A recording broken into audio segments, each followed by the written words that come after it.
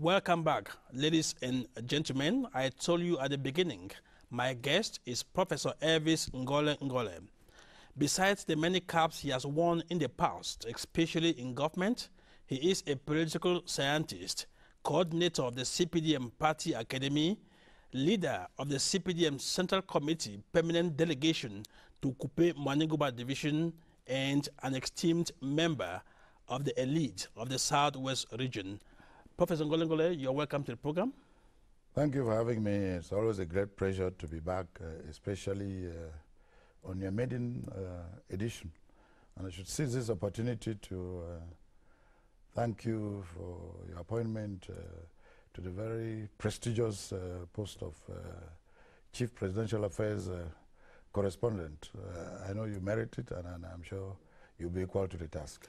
Thank you very much. Let us begin with the actuality. On the 30th, on Saturday, the 30th of June, President Paul Biya had a long telephone conversation with his French counterpart, President Emmanuel Macron of France. They discussed so many things, bilateral relations, they discussed the fight against terrorism, migration, and even the future of the Francophonie. You are also an international relations expert. Yes. What do you make of that telephone conversation? I teach a course at the International Relations Institute of Cameroon to the master's students. And that course is entitled Foreign Policies of African States. And in that course, we discuss, amongst other issues, relations between African states and other actors in the world. And from what we learn from that course and from what we teach in that course, the telephone conversation between President Biya and President Macron falls in the domain of diplomatic activity. It's a foreign policy action or activity, and it's a reflection of the relations, the state of relations between Cameroon and France. And you ask, why would the French president make a telephone call to the president of Cameroon, and what is the meaning of this telephone call? Yes, relations between Cameroon and France are relations that are traditional, excellent, and they are relations without any dark clouds. Cameroon and France enjoy historically, traditionally, very good and excellent relations. So there's no and these doubt relations have no dark clouds, and they're getting more and more strategic. For the French president, President Macron, to call President Biya, it's a recognition of, one, the good and excellent state of relations. I was going to ask you what this means. What does it tell you? Does it tell you diplomatically? The esteem that President Paul Biya enjoys in the international community. It's a reflection of the good and excellent state of relations. Two, it is a reflection of the high esteem that the President of France has for President Biya of Cameroon. And three, it is an occasion, an opportunity for a world leader such as President Macron, who is leading a country like France, a country which is not only a great power in international relations, but also a permanent member of the United Nations Security Council. For that call to be made, it's a mark of high esteem that the President of France has for President Biya, and it's an opportunity for the two world leaders to discuss not only issues that pertain to their relations between the two countries, but also issues that, that touch on the African continent, and why not the world. After all, the President of France recognizes that President Biya is the leader, the diplomatic leader in a sub-region that we call Central Africa, Just to indicate that earlier on, before the conversation on Saturday, on Friday, the French Secretary of State to the Minister for Europe and Foreign Affairs, Jean-Baptiste Lemoyne, was in Cameroon, of course, to reiterate this French support. When it comes to Cameroon and France, it's a good example of bilateral relations between two countries.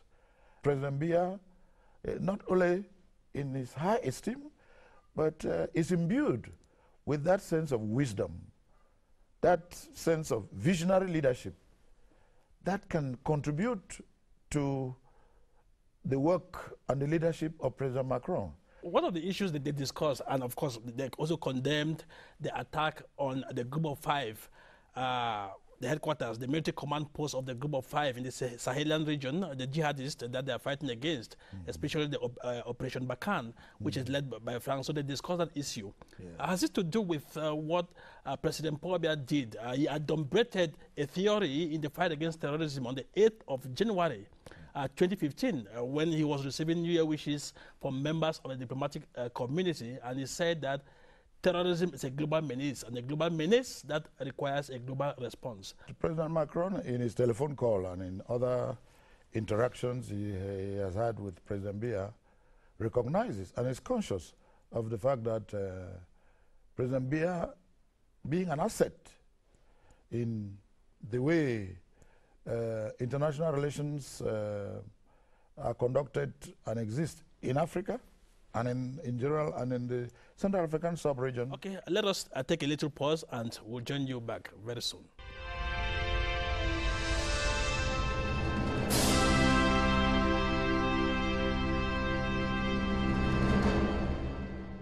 Prof, let us come back to our main discussion.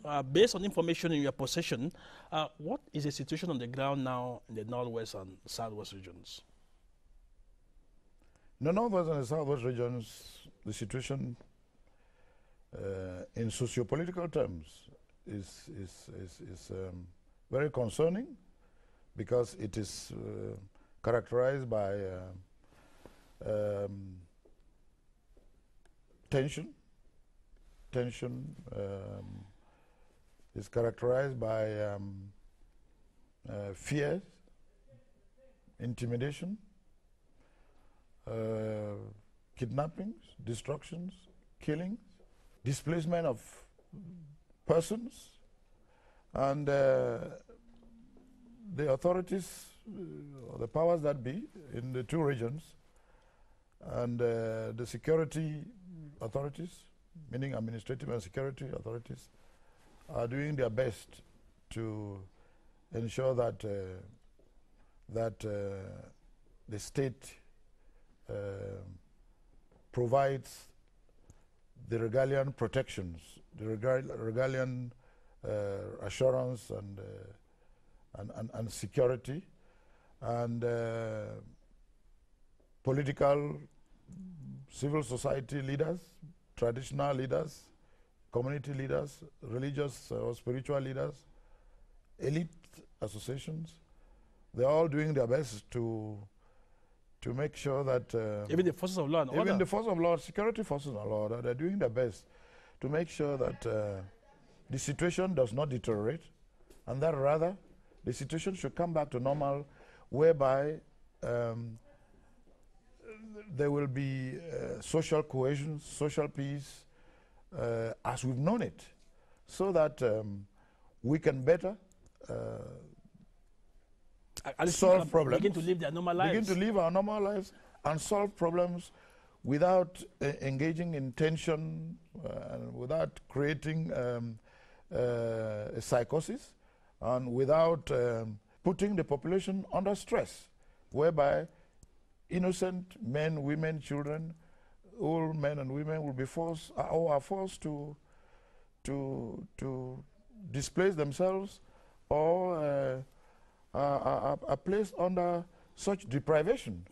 And I think this is the atmosphere in the two regions, and it is our hope that those who are who are engaged in activities that are creating this tension, psychosis, and would come to understand that we are all brothers and sisters, we are one people, we are one nation, and that the rest of Cameroon is with us. The rest of Cameroon has a conscience and feelings for us, and the rest of Cameroon wants us to regain peace, social cohesion, concord, and human feelings and harmony. Towards one another. Beginning with the head of state, Professor. Beginning with the head of state himself. Who recently, initiated the emergency humanitarian assistance plan for the Northwest and Southwest regions. I was going to ask you, what do you think about this plan initiated by the head of state? Yeah. Well, the humanitarian plan that has been initiated by the head of state is an act of personal, human, Republican will. The will of a Republican leader who is imbued and is demonstrating this high sense of Republican and personal will, Republican and personal conscience for his people in 2 out of the 10 regions of our republic. President BIYA, by initiating this humanitarian plan, is reflecting not only his personal will and his personal conscience for an action of the heart? Action from his heart in favor of the peoples of the Northwest and Southwest regions. President BIYA, as he has done before, is telling the people of the Southwest and the Northwest regions, is telling the people of Cameroon that he has a heart for the people of the Northwest and the Southwest region. He's telling the people of Northwest and Southwest that he has feelings, good feelings towards them. He's telling people of Northwest and Southwest that he, President BIYA, wants to stop their suffering, and that he, President BIYA, wants them to come back to their normal lives and to be happy again as they were before, and that he is conscious of the problems they have, and that he is committed to solving these problems together with them, and that all that he needs is that the other Cameroonians from the other regions of Cameroon should join him, President BIYA, in a national solidarity of humanism, of humanitarianism, of human conscience, to join President BIYA in making sure that we all, as human beings, with his leadership, put a stop to the sufferings of the peoples of the Southwest and Northwest. It is not the first time, actually, that it is not the first time the president has done this. We know he did this with regard to the populations of the extreme north, with regard to the floods, with regard to the sufferings that these populations have been going through since the Boko Haram unleashed terrorism against them. And so President BIYA, once again, in his even in other places. And in other places. 1986, for example, Legnos. In Boya, when we had after the eruption of Mount Cameroon. I think in 1999, that even led to the tarring of several streets in Boya. In Boya. It again shows you that President BIYA, in this humanitarian plan, is a Republican leader that Cameroon is blessed with. So are you saying that this is simply the BIYA style? This is the BIYA style, a style of humanism, Republican and personal humanism, a style that transforms our way of life, politically, socially, culturally, into a global national solidarity movement of humanism, whereby we should forget our belonging to political parties. We should forget our belonging to this or that region. We should forget about our belonging to this linguistic group or that. We should forget about what tribe or ethnicity we come from. We should think of one human family called Cameroon, the Republic of Cameroon, a republic in which we are each other's keeper, a republic in which we are assets to one another, a republic in which we commit ourselves to providing assistance to one another whenever any one of us is in trouble. A republic in which trouble anywhere we consider is trouble everywhere. Or trouble somewhere is trouble everywhere. Trouble somewhere is trouble everywhere. President BIYA, through this humanitarian plan that he has initiated for the Northwest and Southwest region, has put in place and is leading a national solidarity movement of humanism, which goes beyond party politics. We're going to come back to the details of that. And it's a reflection, apart from the substance of it, which was not yet discussed. In Republican terms, this humanitarian plan is a reflection of what we refer to as a Pax Republicana. That is, it's a Republican Pax, a Republican pact at the same time. A Republican pact in which a republic is not only relations between the governed and the government. A republic is also relations between among its component parts. Okay. Whereby citizens feel for one another, citizens show compassion for one another, citizens show feelings for one another, and those who govern show compassion and show feelings and they care for those who are suffering. The president is leading a Republican movement in Cameroon. And we should all see this, that in our republicanism, it simply means that whenever and wherever suffering presents itself, we have a president who says all Cameroonians should stand up as one man and one family, and together we should come to the help, to the assistance of those who are suffering. Let us take our first major pause on this program to look at the context and the government's motivation, President Paul Biya's motivation in floating this plan, which will cost a whopping 13 billion francs. We have the details with our Chief International Affairs Correspondent, Charles Abonnez.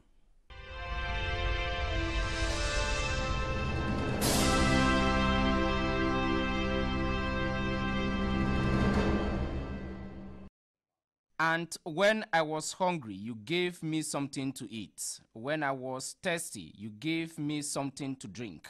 When I was a stranger, you invited me in. When I was naked, you clothed me.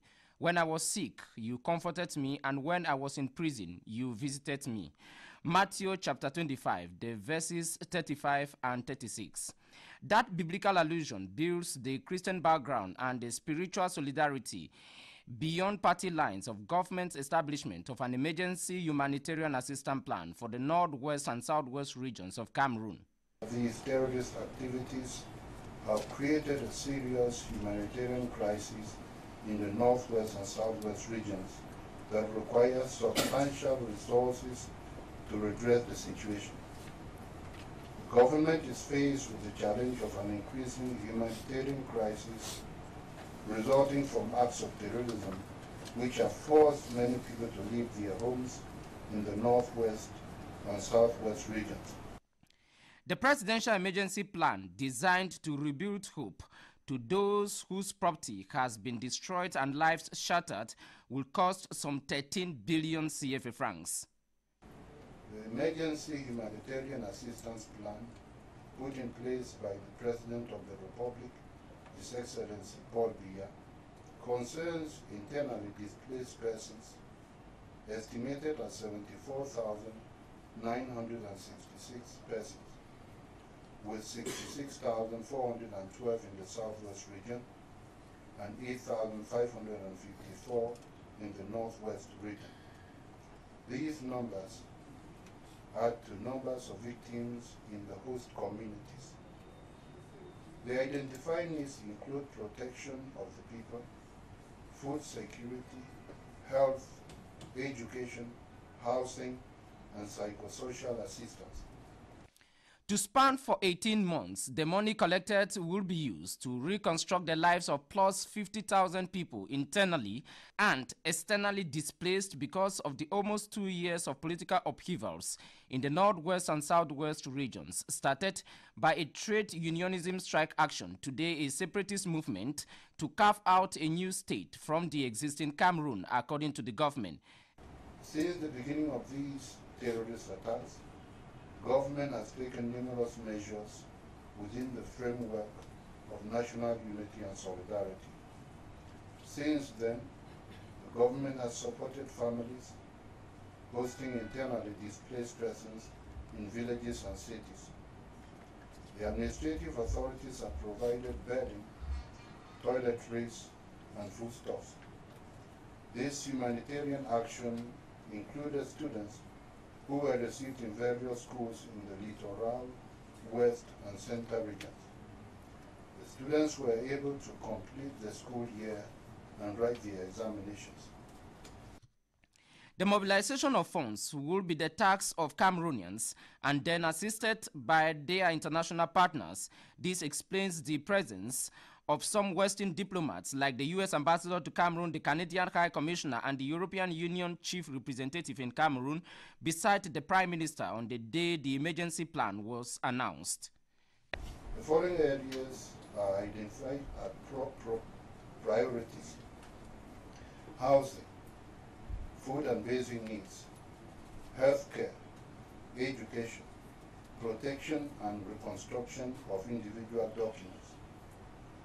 This action will include assistance and visits to show compassion to Cameroonian refugees in Nigeria.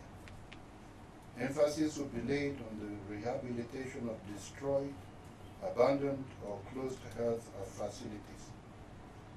In order to encourage the resumption of agricultural activity, government plans to provide agricultural inputs. The psychosocial assistance component will complement these material measures. The humanitarian emergency plan for the Northwest and Southwest regions is the latest government initiative to bring back life to normalcy in these parts of Cameroon and will be coordinated by the Minister of Territorial Administration, Paul Atanganji. Government will work to assist those whose civil status documents were destroyed to obtain them. Funding for this emergency humanitarian program will be provided by the state budget, the call for national and international solidarity, and the contribution of our international partners. This is not the first time Cameroon is organizing a humanitarian gesture of this nature. A similar show of solidarity and generosity was recorded in the case of the humanitarian crisis caused by Boko Haram. The estimated budget is 12,716,500,000 francs CFA. Already, Cameroonians nationwide have begun to respond favorably, like they did with the case of Boko Haram, as the people of the South region have donated more than 120 million CFA francs. Those from Adamawa have mobilized more than 20 million CFA francs, and more is yet to come. An ad hoc committee placed under the supervision of the Minister of Territorial Administration will coordinate this humanitarian endeavor. On the day of its launch, the elite of the Northwest and Southwest regions raised more than 230 million CFA francs. And when you help the people of the Northwest and Southwest regions in need now, know you have helped God, if that is the correct interpretation of Matthew chapter 25, from verse 35 to 43.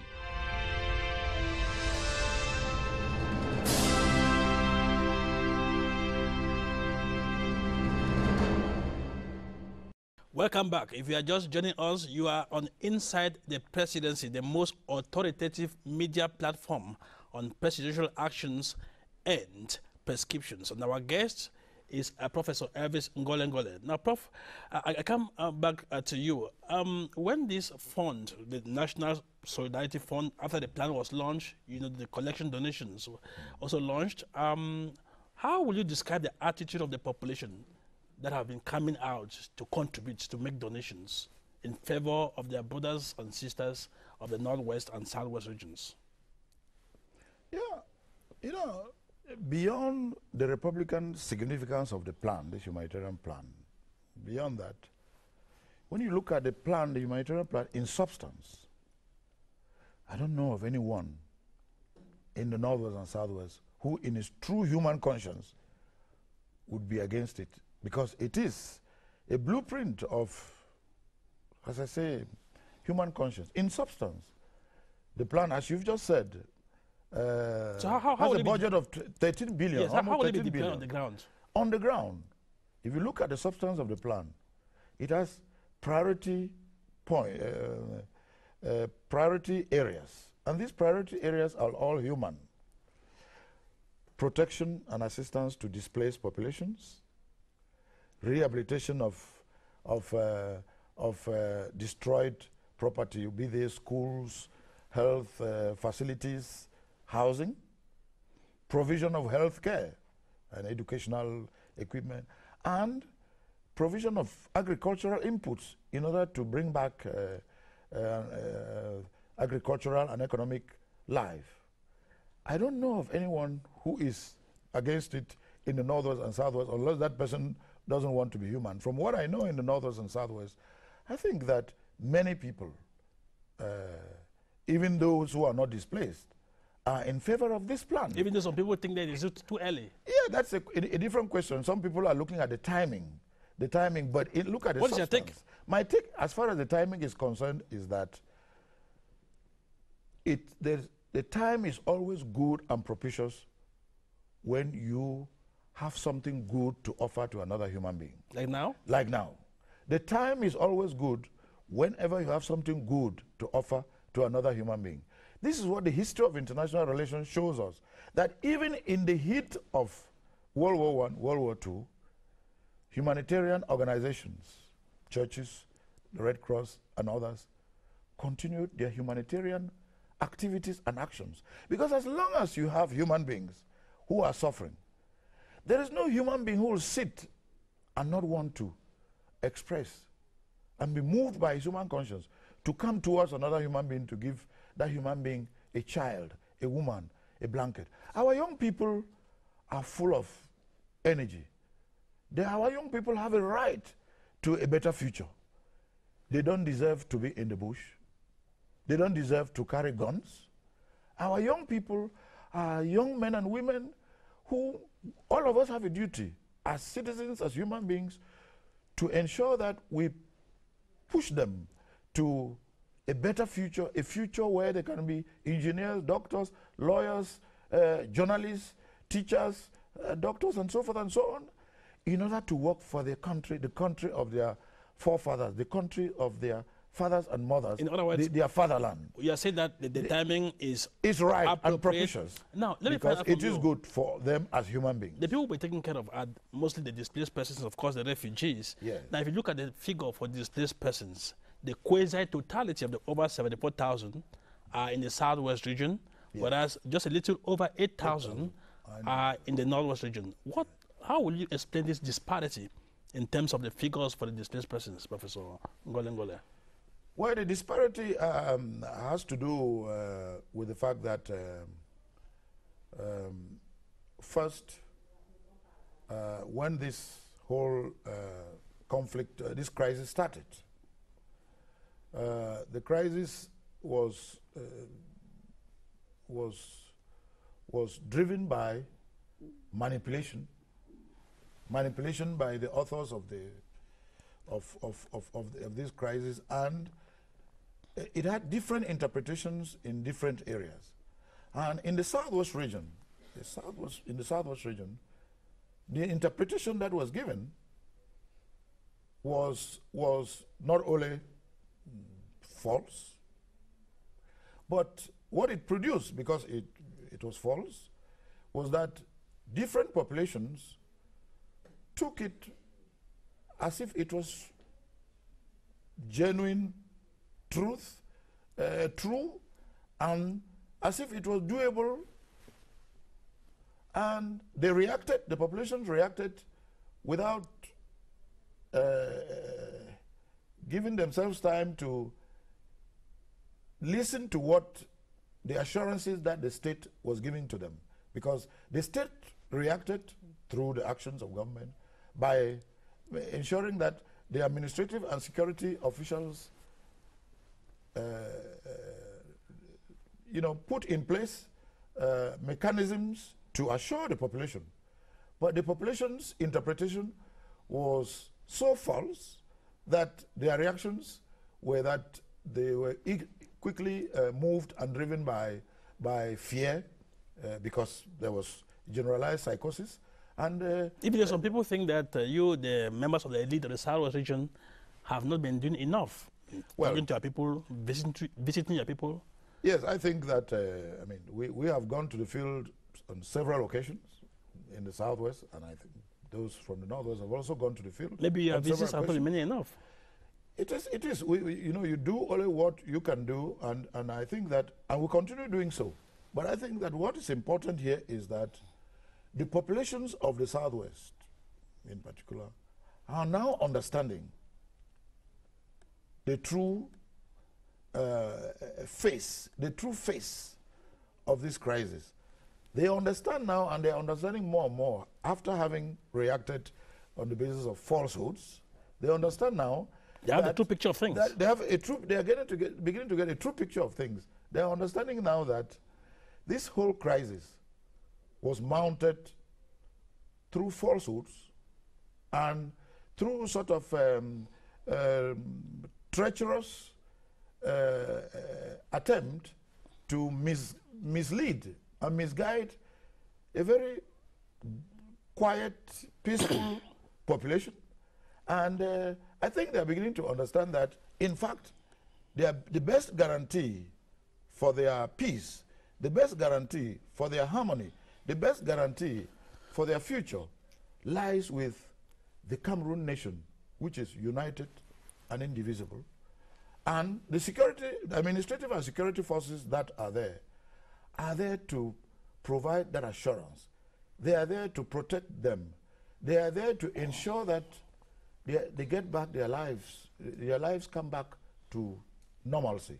And I think those of us who are elites, we join the state in making sure that the populations understand the true nature of this crisis, and that, and with their new understanding, that those young people who have been manipulated to take up arms against their people, against their fatherland, should see that it is not in their interest to take up these arms, and that in the interest of their fatherland, in the interest of their own future, they should put down the arms.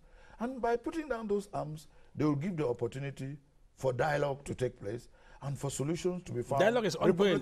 Yes, some people are talking about dialogue as if it is a destination, whereas it has been ongoing since the past 2 years. Yes, dialogue is an ongoing process. It has been ongoing. It is that, again, here you have a case where people have different understandings of a concept. Dialogue in concept is a process. It is not an event or an action.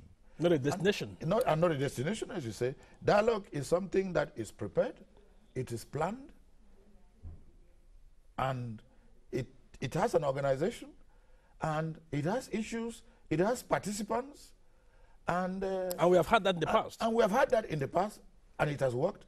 And since this crisis began, President BIYA has offered himself as the prince of dialogue, the champion of dialogue. And he's still committed to dialogue, and that dialogue has been ongoing at different levels. And those who understand that dialogue is a process and that it is planned, prepared, will understand that it is on course, and that at some point you will see the results. And that they don't have to doubt that. But for dialogue to take place and for dialogue to succeed as a process, dialogue has to be placed within a context, and that context has to be Republican legality, meaning that dialogue has to be driven by or has to be surrounded by legitimacy, Republican legitimacy, in short, and respect for Republican state legality. institutions.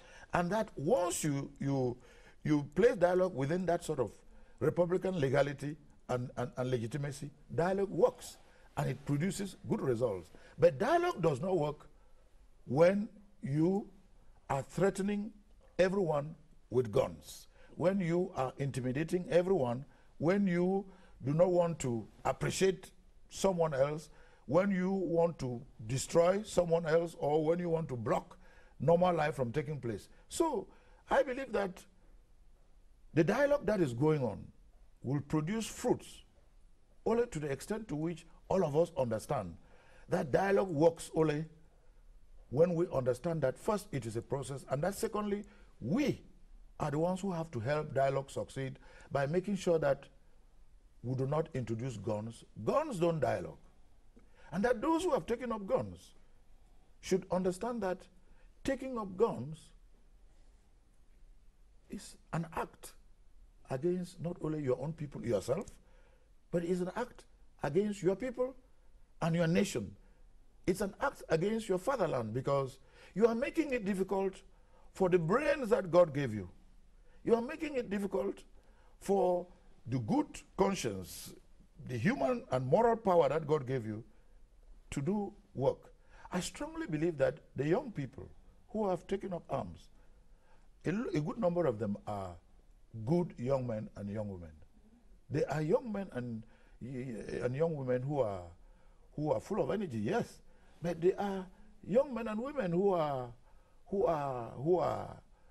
understand what is good and what is bad, and who understand what is wrong and what is right, and who understand what is God and what is evil, and that those who have decided that it is good, it is a pleasure to take up arms against their people, against their state, hopefully those young men who I believe are still good, and who are our sons and daughters and our compatriots and our fellow Cameroonians, we think that we will be able to convince them eventually that they should give dialogue a chance by allowing those arms to drop, and by giving time for that dialogue to produce the fruits it's supposed to produce.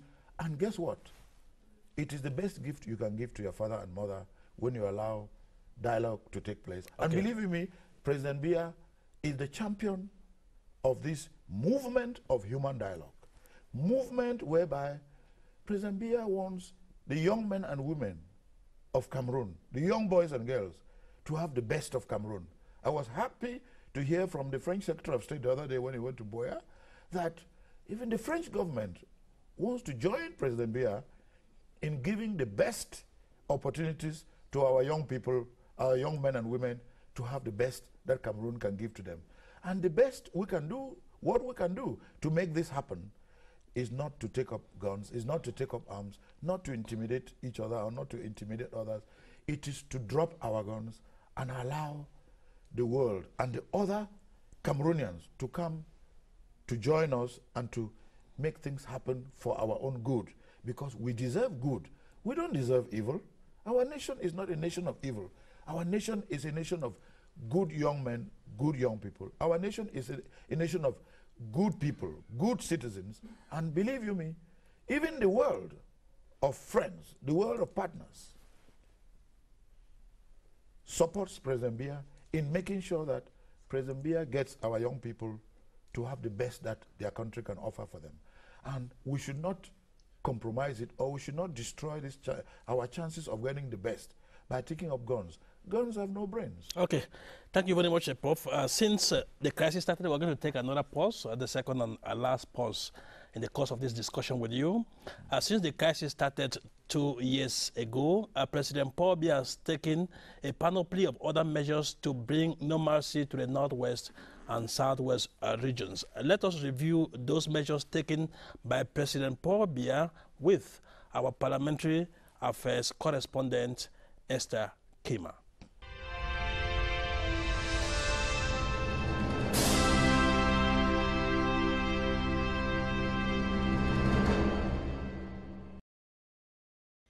The social unrest in the Northwest and Southwest regions, which began with corporate demands from English-speaking lawyers and teachers on October 2016, has slowly but steadily left Cameroon's most cherished asset, peace, dwindling in uncertainty. From street protests and the boycott of tribunals, to striking teachers, deserting classrooms and learners robbed of their right to education in the two regions, government has been keen on providing lasting solutions. One of the concerns which was the uneasiness expressed on the non-existence of the OHADA Uniform Act in English was immediately considered by the head of state, evident with the presence of the OHADA Permanent Secretary, Professor Dorothée Kosi-Sosa, at the Unity Palace. On November 28, 2016, he officially handed over the English language version of the OHADA Uniform Act to the Secretary General at the Presidency of the Republic, Ferdinand Ngong'o. The ensuing distribution of the Act to all magistrates and courts, ordered by the Minister of State, Minister of Justice and Keeper of the Seals, Law ISO, as well as volumes of the Penal Code and the Criminal Procedure Code in English, were strong indications to end the crisis. To probe into the education system in the judiciary, a working group led by the Minister Delegates to the Minister of Justice, Jean-Pierre Fogui, was set up, with the Ministers of Finance, Public Service and Administrative Reform, including the Director General of the National School of Administration and Magistracy (NAM), reforms were carried out. After a census of English-speaking lawyers in the country and an evaluation of the mastery of the common law by magistrates exercising in the Northwest and Southwest regions, a report was handed over to Prime Minister Philemon Yang. On the instructions of the head of state, Paul Biya, there was the creation of the Faculty of Law and Political Science in the University of BIYA. To extend the teaching of common law, an ensuing presidential decree created the Department of Common Law in state universities of Douala, Marua, Gaoundéré and Chang, as well as the institution of a common law department in the National School of Administration and Magistracy, a school currently restructured to meet the bilingual needs of the nation. In July 2017, President Paul Biya okayed the creation of the Common Law Section at the Supreme Court, expected to have competence over issues relating to common law. The appointment of Justice Epoli Mathias-Alor as President of the Judicial Bench of the Supreme Court, the first English-speaking Cameroonian to occupy the post, is also telling of the volition to appease. Apart from the redeployment of English-speaking judges to their regions of origin to better the execution of judgments and a special recruitment of judicial officers and court registrars, the head of state, President Paul Biya, also ordered the release of consortium leaders and several others arrested in connection with the unrest in August last year. The National Commission for the Promotion of Bilingualism and Multiculturalism, introduced with Peter Mafani Musonge as chair, and the appointment of its members by presidential decree, is another tacit action to preempt tensions caused by social discriminations. In the education sector, the setting up of an interministerial ad hoc committee, spearheaded by Prime Minister Philemon Yang, held a plethora of meetings with teachers' trade unions in Bamenda and in Yaoundé to get through the impasse. After consultations, decisions such as President Paul Biya's disbursement of 2 billion CFA francs to assist private education, improve working conditions, and ease the burden of teachers were made. The recruitment of 1,000 bilingual teachers into the public service for the 2017 financial year also translated the commitment to redress the issue of teaching science and technical subjects. The move was backed up by the transfer of teachers whose first language is English to the Northwest and Southwest regions to dispense lessons. President Paul Biya's regard for the people in these parts of the country who to an extent live in fear and incertitude, trapped between the attacks of separatists and the police mission, has now been extended to an emergency humanitarian assistance plan worth 12.7 billion CFA francs, financed by the state budget, national solidarity, and the contribution of